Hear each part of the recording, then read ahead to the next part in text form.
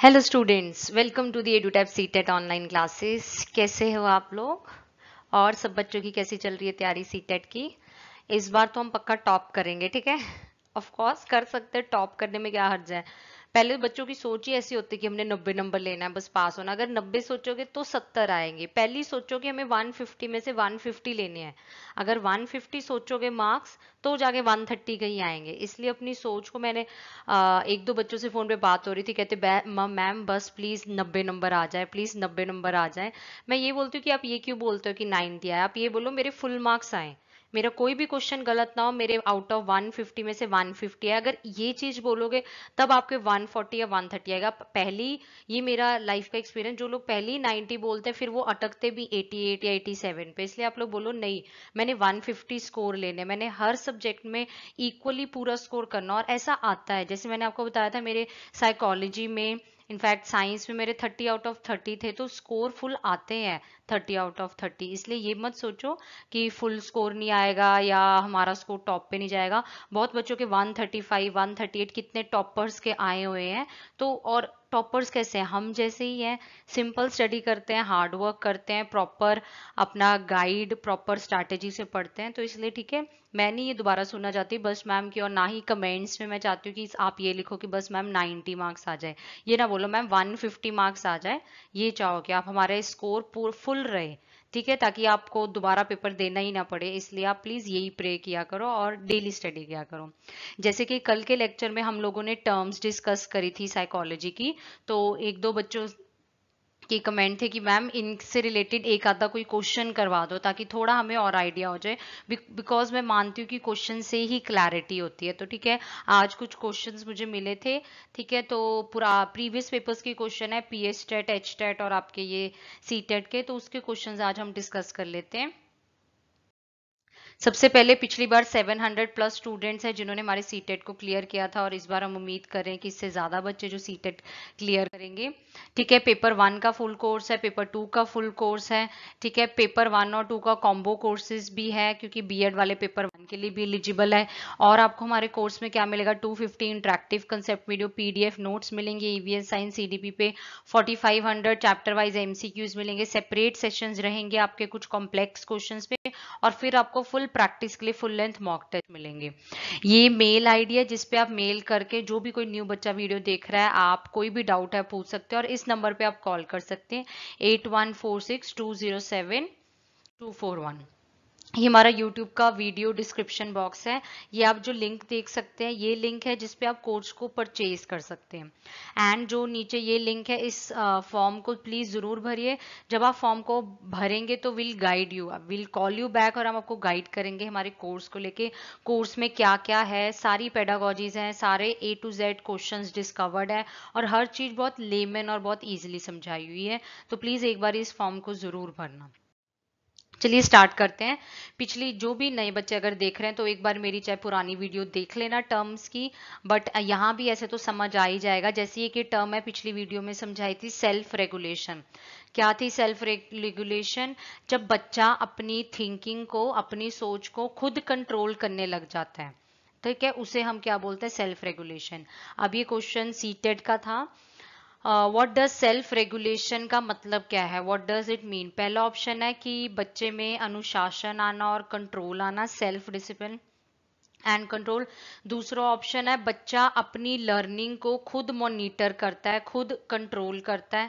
Third option, rules और regulation जो student body ने बनाए हैं वो फॉलो करना। फोर्थ ऑप्शन, क्रिएटिंग रेगुलेशन, जो स्टूडेंट बिहेवियर के लिए कुछ रूल रेगुलेशन। ये वर्ड ऐसे लिखा हुआ है सेल्फ रेगुलेशन, देखने में ऐसा लगता है कि कुछ जिस बच्चे के लिए तो बिल्कुल ही नया वर्ड है, वो तो सोचेगा कि कुछ रेगुलेट करना, कुछ रूल बनाना, बट इसका मतलब यही नहीं है। इसका मतलब साइकोलॉजी में है कि अपनी लर्निंग को, अपनी थिंकिंग को खुद अपने हाथ में लेना, खुद समय कंट्रोल करना, खुद मॉनिटर करना। इस चीज को हम क्या बोलते हैं? Self regulation. ठीक है, ध्यान रखना, इसका आंसर सेकंड है। वहां पे ऐसे भी लिखा सकता है ability to control your own thinking and learning, ability to control your own learning process. ऐसे सारे सेम वर्ड्स हैं, मॉनिटर या कंट्रोल, यही वर्ड ही ज्यादा दिखते हैं। ठीक है, नेक्स्ट क्वेश्चन, हमने ये टर्म लास्ट वीडियो में डिस्कस की थी, सोशलाइजेशन, समाजीकरण जिसको हिंदी में कहते हैं, कि बहुत सिंपली समझाया था, जब बच्चा एक समाज का मेंबर बन जाता है, जब वो समझ जाता है उसे ये कार्य करने हैं, उसे ये चीजें अपने अंदर ढालनी है और फिर एक सोसाइटी का एक प्रॉपर मेंबर बनना है वैल्यूज बिलीव्स के साथ, वो सोशलाइजेशन है। ठीक है, अब इसमें देखते हैं कि क्या आंसर बनेगा। In the context of education में समाजीकरण क्या है, सोशलाइजेशन का मतलब क्या है? Creating one owns social laws, अपने ये मानदंड खुद बनाना, respecting elders in the society, बड़ों को रिस्पेक्ट करना, adapting and adjusting to the social environment, social environment में एडजस्ट करना, या ऑलवेज फॉलो सोशल नॉर्म्स। अब अगर ये मैं सारे ऑप्शंस देखूं ना, ये सारे एक जैसे ही लगेंगे और कहीं ना कहीं ये सारे रिलेट कर रहे हैं सोशलाइजेशन, तभी बच्चा इसमें कंफ्यूज हो जाता है। मैं आपको एक ट्रिक बताती हूँ, जहां भी मैंने जब पिछली बार डेफिनेशंस भी कराई थी सोशलाइजेशन की, उसमें वर्ड कहीं ना कहीं ये एडजस्टिंग और अडेप्टिंग जरूर लिखा आ जाता है, कि किसी तरह हम जो ये वातावरण है उसमें अनुकूलन हो और समायोजन हो। जिस भी डेफिनेशन में आपको सोशलाइजेशन के ये वर्ड दिख रहा है वही आपका आंसर है। तो अब ध्यान रखना, जब हम एनवायरनमेंट में एडजस्ट होते हैं, अडेप्ट होते हैं, ठीक है, वैल्यूज बिलीव्स को अपने अंदर लेते हैं, उसको हम बोलते हैं सोशलाइजेशन। तो इसका सबसे बेस्ट और मोस्ट अप्रोप्रिएट, जैसे कि मैंने आपको बताया, साइकोलॉजी में नो डाउट बच्चे बोलते हैं मैम ये भी आंसर लग रहा है, ये भी लग रहा है, तभी साइकोलॉजी टफ कहलाई जाती है, पेडागोजी टफ लगती है, बट कहीं ना कहीं मोस्ट अप्रोप्रिएट आंसर हमें ढूंढना होता है, और वो आता है ऑप्शंस डिलीट करो। ये ठीक है, रिस्पेक्टिंग एल्डर्स करना, ठीक है, अपने नॉर्म्स बनाना, फॉलो करना। अगर ये मैं थर्ड ऑप्शन, इसलिए अगर मैं ये थर्ड चुनती हूँ ना, सेकंड, फर्स्ट, फोर्थ सब इस थर्ड में ही आ जाता है। ये एल्डर्स के रिस्पेक्ट बनाना, उनके साथ सबके साथ मेल मिलाप रखना, सारा कुछ ये थर्ड पॉइंट में आ जाता है। तो सबसे बेस्ट है जो सोशलाइजेशन की डेफिनेशन, वो ये थर्ड है, adapting and adjusting to social environment, जो सब कुछ इसमें कवर कर देती है, value, believes, respect, rule, regulation, social norms, everything is covered. तो आंसर आपका क्या होगा? थर्ड। अच्छा, ये हिंदी में मेरे को क्वेश्चन थोड़ा मिला नहीं था, टाइम लग रहा था, तो मैंने एज इट इज इंग्लिश में डाल दिया। बहुत ही ज्यादा इंपॉर्टेंट क्वेश्चन है, कंस्ट्रक्टिविज्म डिस्कस भी किया था। तीन आपको थ्योरिस्ट बताए थे जो कंस्ट्रक्टिविज्म को सपोर्ट करते हैं, रचनावाद इसको हिंदी में कहते हैं, वाइकॉस्की, प्याजे और ब्रूनर। अब कहते हैं कंस्ट्रक्टिविज्म क्या होता है, ये इमिटेशन पे फोकस करता है, इमिटेशन मतलब कॉपी करना, उस पे फोकस करता है, या ये फोकस करता है role of learner in constructing his own view, कि लर्नर अपना जो समझ है दुनिया की, जो अपनी नॉलेज है वो खुद बनाता है, या ये कहता है? ऑफ कोर्स यही वो कहता है, बट एक बार सारे ऑप्शंस पढ़ लेते। थर्ड है मेमोराइज करना, रट्टा लगाना, या टीचर का डोमिनेंट है, डोमिनेंट रोल है टीचर, बहुत प्रभावित रोल है टीचर का, ना तो फोर्थ है ना सेकंड है, फर्स्ट है। पुरानी वीडियो में देख सकते हो, कंस्ट्रक्टिविज्म की डेफिनेशन यही लिखी हुई है, जब बच्चा अपनी नॉलेज को खुद कंस्ट्रक्ट करता है, एक्सपीरियंस करके या खुद करके, लर्निंग बाय डूइंग, एक्टिविटी करके, जैसे भी करके, उस चीज को हम क्या बोलते हैं? कंस्ट्रक्टिविज्म। ये सीटेट में 4-5 बार पूछा हुआ है ये क्वेश्चन, ठीक है, ध्यान रखना। कंस्ट्रक्टिविज्म का यही रहेगा, बस ये लाइन को ही घुमा देते हैं, ठीक है, constructing his own view of world. Next ये एचटेट में आया हुआ था, आई थिंक इस बार या लास्ट ईयर आया हुआ है ये एचटेट में। मैंने बताया था मेटा कॉग्निशन, कॉग्निशन मैंने लास्ट वीडियो में बताया था कि जब जो हमारे दिमाग में हमें चीज पता है या हम सोचते हैं, वो कॉग्निशन है। जो हमारे दिमाग में है और जो हम सोचते हैं उस पर दोबारा सोचना, उसको दोबारा सोचना कि हम क्या सोच रहे हैं, उसे हम बोलते हैं मेटा कॉग्निशन। तो ये क्वेश्चन एचटेट में आया था, कॉग्निशन देखो, thinking about one's own thinking process, जो तुम सोच रहे हो उसको सोचना कि तुम क्या सोच रहे हो, इस चीज को हम क्या बोलते हैं? तो इसका आंसर आपका क्या है? मेटा कॉग्निशन, ठीक है। नेक्स्ट है एनिमिज्म, ये भी एचटेट का ही क्वेश्चन है, एचटेट में आया हुआ था, ये पीएसटेट में भी आया हुआ था। एक 3 साल का बच्चा जो कहता है सन इज एंग्री, ये किस चीज का एग्जाम्पल है? मैंने बताया था, जब बच्चा किसी नॉन लिविंग चीज को ह्यूमन क्वालिटीज डाल दे, उसको लिविंग बना दे, हम उसे बोलते हैं एनिमिज्म, ठीक है, that is known as animism. जैसे बच्चा सन को बोल रहा है एंग्री, उसको लग रहा है कि सन गर्म है, सन गुस्सा कर रहा है, तो उसने उसको क्या बोल दिया, एंग्री। तो इसका आंसर आपका फर्स्ट होगा। ये एक टर्म है जो प्याजे की सेकेंड स्टेज में आती है, प्री ऑपरेशन स्टेज में, तो इसका आंसर आपका क्या है, animism. Next, a very important term काफी बार आ चुकी है, पीएच टेट हो जाए, एच टेट हो, या और भी आपके टेट्स होते हैं, यूपी, बिहार, राजस्थान, कर्नाटका, सब में ये टर्म काफी पूछी जाती है, ऑटोनॉमी। अब ये क्वेश्चन को ध्यान से पढ़ना। कहते हैं कि मैं हिंदी में पढ़ देती हूँ। एक 16 साल की लड़की है, ठीक है, ओल्ड नीरज, वो अटेम्प्ट कर रही है, सॉरी लड़का है, 16 years old Neeraj is attempting to develop a sense of himself as a separate self governing individual। एक जो लड़का है वो कह रहा है वो अपने आप को स्वयं समझने की कोशिश कर रहा है, वो अपनी एक कह लो अपना एक इमेज बनाने की कोशिश कर रहा है, एक अच्छा इंडिविजुअल बनने की कोशिश कर रहा है। तो वो क्या पैदा कर रहा है, ही इज डिवेलपिंग व्हाट, वो हेट्रेड है, वो अब रूल्स को फॉलो नहीं कर रहा, वो ऑटोनॉमी पैदा कर रहा है, वो एक टीन एज, क्योंकि 16 साल है, टीन एज उम्र है, टीन एज एरोगेंस दिखा रहा है, गुस्सा दिखा रहा है, या वो मेच्योरिटी दिखा रहा है। अब जिन बच्चों को तो ऑटोनॉमी के बारे में नहीं पता था, उन्होंने क्या टिक किया, मेच्योरिटी। वो सोचेंगे कि एक 16 साल का लड़का है, वो अपने आप को समझ रहा है, वो मतलब हम कहते हैं ना धीरे धीरे मेच्योर होते हैं, वो मेच्योरिटी ला रहा है, वो ये चीज है। ये वैसे लेमन चलो तुम मेच्योरिटी मानते हो, बट साइकोलॉजी में इस चीज को ऑटोनॉमी कहा गया है। मैंने पुरानी स्लाइड्स में बताया था, when we are trying to understand ourselves, जब हम अपनी थिंकिंग प्रोसेस, ये बिहेवियर लर्निंग को खुद मॉनिटर कर रहे हैं, उस चीज को बोलते हैं ऑटोनॉमी। लगभग ये मिलता जुलता टर्म है उससे, सेल्फ रेगुलेशन से। यहाँ पे वो सेल्फ रेगुलेशन भी कई बार लिख सकते हैं, क्योंकि ये दोनों टर्म्स ऑटोनॉमी और सेल्फ रेगुलेशन मिलते जुलते हैं। जब हम अपनी लर्निंग को मॉनिटर कर रहे हैं, हम अपने आप को समझ रहे हैं, हम खुद कंट्रोल कर रहे हैं, अपनी इंडिविजुअल बना रहे हैं, ठीक है, इस चीज को हम क्या बोलते हैं, ऑटोनॉमी। तो इसका आंसर आपने ध्यान रखना है सेकेंड। अच्छा, ये भी एक टर्म बताई थी, कोहलबर्ग ने दी थी, मॉरल रीजनिंग ने, ठीक है, कि बताया था क्वेश्चन, ये 2-3 बार आ चुका है टेट के एग्जाम्स में, सी टेट में भी आया हुआ था। अकॉर्डिंग टू कोहलबर्ग, जो थिंकिंग प्रोसेस है, जो आप लॉजिक दिमाग लगाते हो, जब आप जजमेंट करते हो कि क्या सही है या क्या गलत है, उस चीज को हम क्या बोलते हैं, मॉरल रीजनिंग। ये टर्म्स भी सारी कोहलबर्ग की है। मॉरल रियलिज्म होता है कि जो हमारे रूल्स हैं वो रिजिड है, उन रूल्स को हम तोड़ नहीं सकते, अगर उन रूल्स को तोड़ोगे तो तुम्हें क्या मिलेगी, पनिशमेंट। जैसे फॉर एग्जांपल रेड लाइट है, रेड लाइट नहीं क्रॉस कर सकते, अगर क्रॉस करोगे तो पनिशमेंट होगी, चलान मिलेगा, that is moral realism. Moral dilemma, confusion, कई बार देखे हम डेली लाइफ में भी ये वर्ड यूज करते हैं, डेलिमा, यार मैं तो डेलिमा की स्टेट में हूँ, मुझे समझ नहीं आ रहा कि सही है या गलत है, डेलिमा।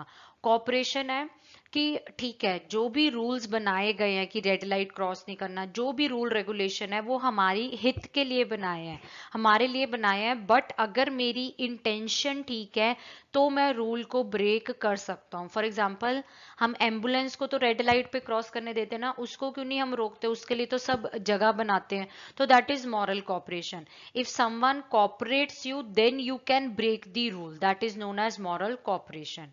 ठीक है, आई होप ये चारों समझ आ गई हो।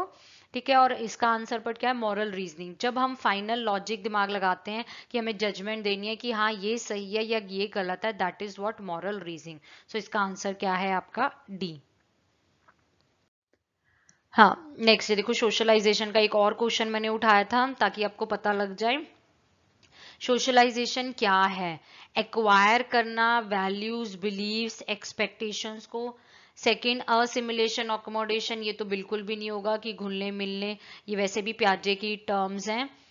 लर्निंग, अपने कल्चर को क्रिटिसाइज करना, ये भी नहीं हो सकता। सोशलाइज करना विद फ्रेंड्स के साथ ही, सिर्फ सोशलाइजेशन में ये नहीं है, सोशलाइजेशन में सारा कुछ आता है, जैसे कि मैंने पहले क्वेश्चन में बताया था, वैल्यूज, बिलीव्स, हर चीज को एक्वायर करना, अपने अंदर अर्जित करना, अपने अंदर जो ये तुम्हारे सोसाइटी के कौशल्स हैं, स्किल्स हैं, उनको अपने अंदर बिठाना, एक्वायर करना। तो इसका आंसर आपका क्या है, फर्स्ट। ये देखो, एक और ऑटोनॉमी का क्वेश्चन है, मैं दिखाती हूँ। A teacher becomes more effective, teaching जो टीचिंग है सॉरी आपकी, वो सबसे ज्यादा इफेक्टिव कब होएगी, जब स्टूडेंट्स को ऑटोनॉमी दी जाए और खुद कंट्रोल दिया कि अपने काम को वो खुद कंट्रोल करे, स्टूडेंट की लर्निंग को हम डायरेक्ट करें और टीचर ही कंट्रोल कर ले। थर्ड है टीचर सेंट्रल रोल प्ले करती है इन एक्सप्लेनिंग फैक्ट्स, या टीचर ही डायरेक्ट करती है लर्निंग। पीछे भी अभी ये किया था ऑटोनॉमी वाला क्वेश्चन, जब बच्चा अपनी बागडोर खुद अपने हाथ में लेने लग जाए, जब अपने काम को अपनी लर्निंग को खुद कंट्रोल करने लग जाते, उसको हम बोलते हैं ऑटोनॉमी। तो टीचिंग ऑफ कोर्स सबसे बेस्ट कभी होगी जब हम स्टूडेंट्स को ये चीज करने देंगे। अगर टीचर ही अपने आप वो लेके बैठ जाएगा बागडोर की मैं ही कराऊंगा, मैं ही डिक्टेट करूंगा, पेडागोजी में कभी बच्चा सफल ही नहीं हो सकता है। इसलिए हम लर्नर सेंटर्ड अप्रोच फॉलो करते हैं, ना कि टीचर सेंटर्ड। तो इसका आंसर आपका क्या रहेगा? फर्स्ट, कि students are given autonomy and control to work on their own. ये क्वेश्चन आपका एचटेट में आया हुआ था। अच्छा, ये क्वेश्चन आपका ब्रेनस्टॉर्मिंग टर्म है, सीटेट में भी एक आधी बार आई हुई है, और ये वाला क्वेश्चन आपका पीएस टेट में आया हुआ था कि ब्रेनस्टॉर्मिंग टेक्निक किस चीज के लिए यूज होती है।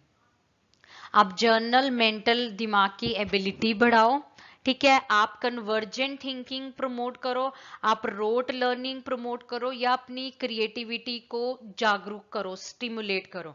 जैसे कि मैंने पिछली वीडियो में बताया था, जो ये ब्रेनस्टॉर्मिंग होती है, अपने माइंड को जकड़ना कि आप लोग न्यू आइडियाज लेके आ सकते हो, हर चीज के लिए आप न्यू न्यू क्रिएटिव आइडियाज लाते हो, न्यू न्यू तरीके लाते हो। ऑफकोर्स तो इसका सिंपल आंसर दिख ही रहा है, जहां ये वर्ड ही आ गया क्रिएटिविटी, ऑफकोर्स इसका आंसर आपका क्या है? Fourth, stimulating brain.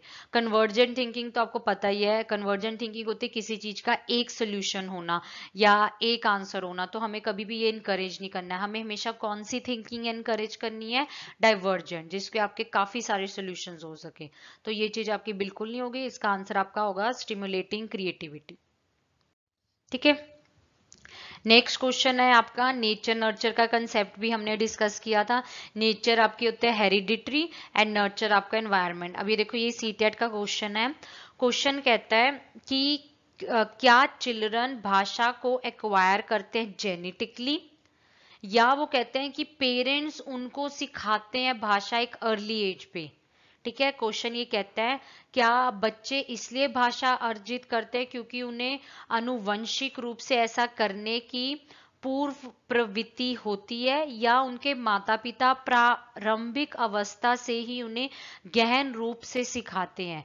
तो ये प्रश्न कहते हैं कि क्या दिखलाता है, क्या दर्शाता है, मतलब ये प्रश्न क्या हाईलाइट कर रहा है, किस टॉपिक पे ये बात हो रही है। पहला क्वेश्चन है नेचर नर्चर डिबेट हो रही है, हेरिडिटरी एनवायरनमेंट, या discussion on the development as multi factor, कि डेवलपमेंट इतनी ज्यादा तरह की होती है, वो ये है, या डेवलपमेंट एक कंटिन्यूस प्रोसेस है या डिसकंटिन्यूस, या हमारे कॉग्निशन का, माइंड का असर हो रहा है डेवलपमेंट पे।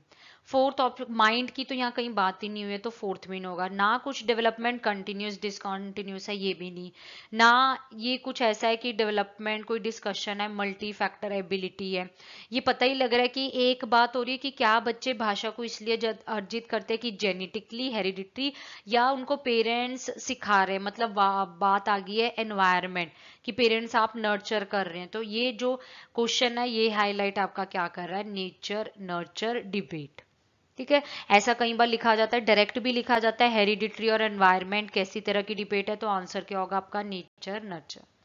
आई होप ये अब क्वेश्चंस क्लियर हो गए होंगे। ठीक है, इन क्वेश्चंस में आप बिल्कुल भी मत गलती करना, टर्म्स हैं डेफिनेटली इनमें से 2 या 3 टर्म्स हर टेट के एग्जाम में आती हैं, एंड प्लीज कंफ्यूज मत करना, और इन टर्म्स को ध्यान से करना। चलिए, लास्ट ईयर 700 प्लस बच्चे थे जिन्होंने सीटेट को क्लियर किया, और इस बार उम्मीद है कि इससे ज्यादा बच्चा क्लियर करेगा। पेपर 1 का फुल कोर्स है, 2 के फुल कोर्सेज है, कॉम्बो कोर्सेज भी है। आपको 250 इंटरेक्टिव कंसेप्ट वीडियोस मिलेंगी, पीडीएफ नोट्स मिलेंगे कोर्स के अंदर, 4500 प्लस चैप्टर वाइज एमसीक्यूज हैं, सेपरेट सेशंस रहेंगे कुछ कम्प्लेक्स क्वेश्चंस पे, और आपके फुल लेंथ मॉक टेस्ट है। ये मेल है जिसपे आप हमें कांटेक्ट कर सकते हैं, आपको कोई भी प्रॉब्लम आप मैसेज कर सकते हैं, एनीथिंग कुछ भी, एंड इस नंबर पे आप कॉल कर सकते हैं। कॉल कर लो, बहुत इजी है, जो बच्चे अगर मेल करने में प्रॉब्लम है डायरेक्टली आपको आपका आंसर मिल जाएगा। एंड ये YouTube का वीडियो डिस्क्रिप्शन बॉक्स है, ये लिंक है जिसपे आप कोर्स को परचेज कर सकते हैं। एंड इस फॉर्म को अगर आप अभी न्यू है, फर्स्ट टाइम देख रहे हैं, प्लीज इस फॉर्म को जरूर भरिए, then we'll call you back और आपको हम गाइड करेंगे। चलो, thank you, all the best and keep motivated, be positive, ठीक है। And paper is very easy, आराम से क्लियर हो जाएगा पेपर। ये एंट्रेंस ये कोई वो थोड़ी है, तो इसलिए डोंट वरी, ठीक है। और टेंशन नहीं लेनी और आराम से तैयारी करो। डेली ऐसे ही बस क्वेश्चंस प्रैक्टिस करते रहो जैसे मैं करवा रही हूँ। Bye bye.